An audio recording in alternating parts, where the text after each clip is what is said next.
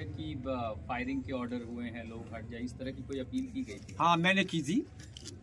वो ये था कि मैं मौके पर उस टाइम गया था, मुझसे डीएम साहब ने कहा था, एसपी साहब ने कहा था कि आप मौके पर जाएं और भीड़ को आप सेटिस्फाई करें।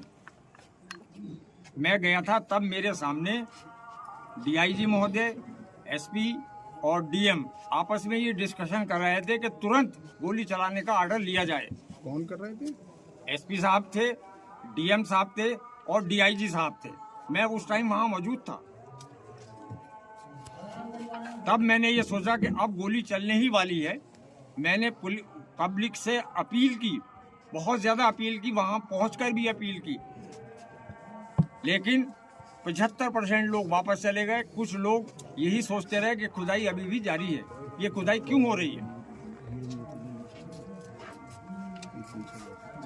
तो मैंने फौरन ही अनाउंस किया कि गोली चलने के आदेश मिल चुके हैं पुलिस प्रशासन को। लिहाजा मेरी गुजारिश है, अल्लाह के वास्ते, खुदा के वास्ते, सारे लोग हट जाएं, चले जाएं, अपने अपने घरों को चले जाएं, शांति बनाए रखें।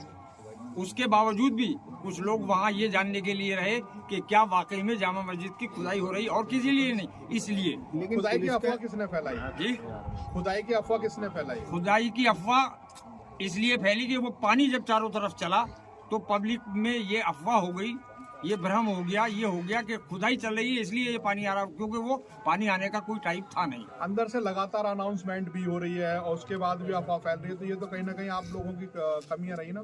नहीं, हमारी क्या कमी रही? हम तो बराबर अनाउंस कर रहे हैं। पानी की जो कमी है, सबसे बड़ा जो अफवाह फैली है वो पानी को देख के फैली है कि ये पानी क्यों आ रहा है। इसका मतलब ये है कि अंदर खुदाई हो रही है, जबकि हम बराबर अनाउंस कर रहे थे वहाँ खुदाई नहीं हो रही थी। लेकिन पब्लिक के जहन में यही बात हुई कि शायद खुदाई हो रही है, और ये क्यों हो रही है। पुलिस का तो ये मानना है कि गोली जो है पुलिस ने नहीं, पब्लिक में ही चली है। ये कहना बिल्कुल गलत है पुलिस का, ये कहना बिल्कुल गलत है।